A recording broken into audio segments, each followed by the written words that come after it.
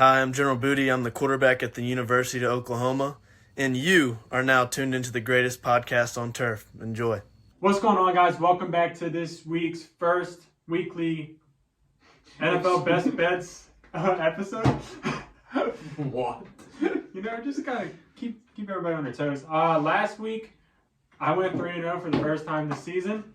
Anthony hopped on my 1-2 train. Or no, 1-1, 1-1. So he's doing big things. Yeah. Our combined record this year is 17-12-1, I believe. Yep. So big bounce back week last week or this week. Yeah. And we're gonna continue that hot streak. Yeah, we are. Don't forget to like the video, subscribe to the channel if you are new here. And it's a tough week. A lot of close games, a lot of big lines, a lot of close lines, but lines that shouldn't be close. So it's tough. To start off, I took a really big line. Normally when I do this, it doesn't work out for me. But I took Miami minus 13.5 at home versus the Panthers. I look at it like this. The Panthers just got blown out by 18 to the Lions. The Dolphins are better than the Lions. They have a better, more high-powered offense than the Lions, and the Lions were without two playmakers in Jahmyr Gibbs and Amon-Ra St. Brown.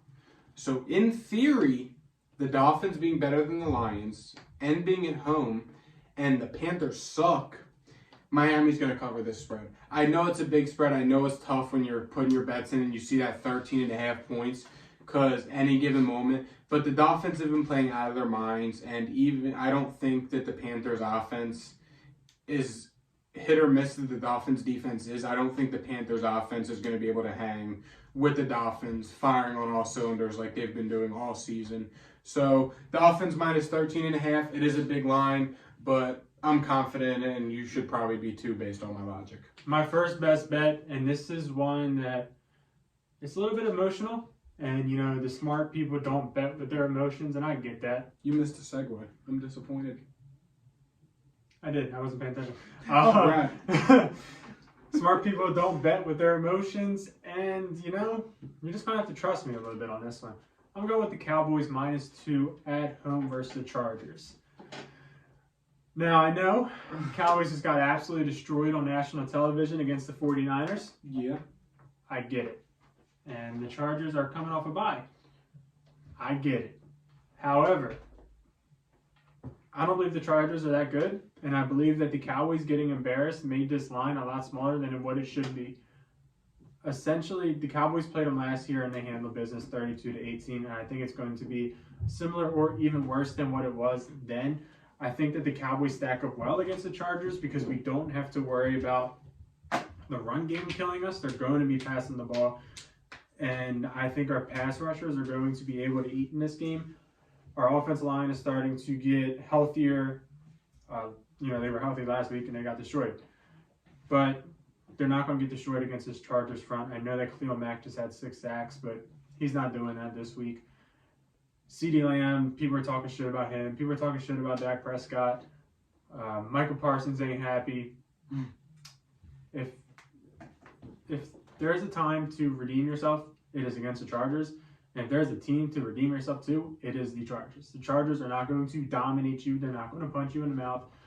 I think Dallas does, and I think they cover the minus 2 at home. I think they're the better team, and minus 2 is a discount. Yeah, I like that one a lot. Next up, had a couple overs left. I had 3 that I like. I just got to decide the 2 that I want. I'm going to go with the clear cut. This game should probably go over. Bears-Vikings. Now, I didn't do any research on it. I like that one too. This is more so just 2 really bad defenses playing against each other.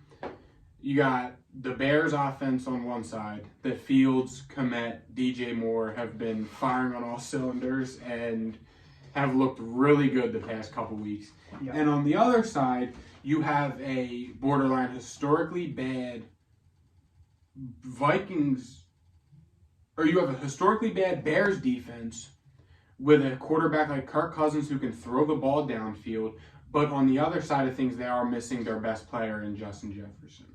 Now, I think the Bears defense is bad enough to the point where Jordan Addison could have success, to the point where TJ Hawkinson could have success, and to the point where even Alexander Madison can have success.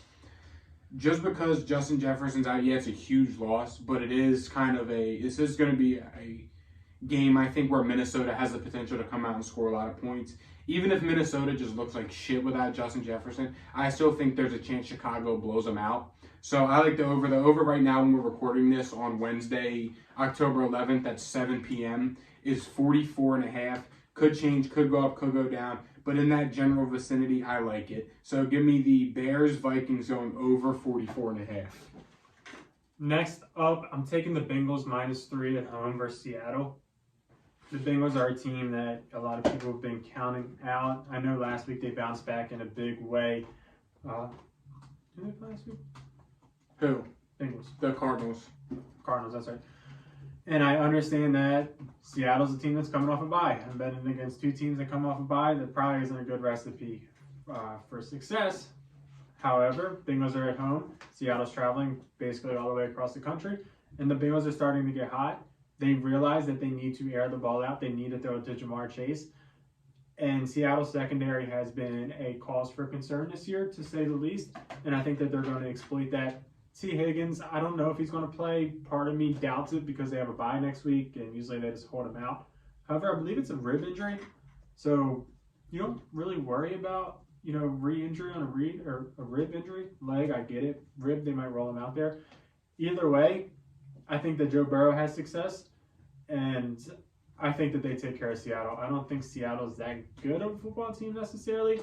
I do respect them, but the -3 at home for the Bengals, I feel like, once again, is a discount. So yeah. I believe in the bounce back of the Cowboys and the Bengals. Now, I also kind of like the over in this game as well. It's sitting at 45.5 right now. But, yeah, the Bengals defense has been good this year, but you're telling me if the Bengals come out just airing the ball out and scoring points, I think Seattle will kind of be able to keep up. Pete Carroll said today that Geno Smith is better. He was dealing with an injury before they went on the bye, but Pete Carroll pretty much downplayed it and said he's fine. And, they're healthy. All their weapons are healthy on offense. So, I could see this game going over as well. And for my final best bet of the week, this is the one where I'm kind of like, The week to stick with Ryan's game is the Seahawks-Bengals over. Again, two offenses that could be very high-powered. The Bengals' defense has been good, yes. But I think that Seattle might be able to hang points on them. They're coming off the bye week. Geno's back healthy. Kenneth Walker's doing his thing. The whole receiving core is healthy. It seems like they've been trying to get JSN more involved. And the Bengals just played out of their mind. Ryan kind of explained everything on the Bengals and how good they've looked and what they need to do. So I think this game could easily go over. It's in Cincinnati. Two offenses that could be very high-powered. It's about right for the over-under 45.5 points. So give me the Bengals-Seahawks going over, along with Ryan's Bengals covering the spread. Speaking of missing transitions and going with an over, Dolphins-Panthers over. Is that what you meant earlier? Yeah. Nice. The over is sitting at, or the line is sitting at 48.5, and I think that's going to go over pretty easy. I could be, wrong, obviously, but the Panthers have been playing against decent offenses. They just allowed 42 to the Lions. They allowed 37 to Seattle. They did hold the Vikings to 21. The Vikings just aren't very good. They allowed Atlanta to score 24. The Saints scored 20, and the Saints, their offense is suspect at best. And then a Dolphins team that just scored 31 this week against the Giants. They got blown out by the Bills, but they still put up 20. They scored 70 against the Broncos. Didn't do that good against the Patriots, but that's a rivalry game. We all expect that. And then they scored 36 on the Chargers. I feel as if Dolphins are going to give you 30, and I don't think that's saying much. And it's going to probably be 35-37, give or take. And the Giants are going to give you the Panthers are going to give you probably like 13-16, kind of something messy like that. Because the Dolphins' defense isn't the best. They're kind of like a all or nothing kind of defense. Like they will allow you to drive down the field, but they are known for some pick sixes, so that can even help out also. Yeah. Give me the Dolphins-Panthers over. Yeah, that's going to wrap this one up. Be sure to be on the lookout for our NFL game predictions later. Follow us on social media. so you guys don't miss any uploads, any bets we put out, anything like that, be sure to check out our Fantasy Football Stardom Sit 'em episode from yesterday, and we'll see you guys next time. See ya. Peace.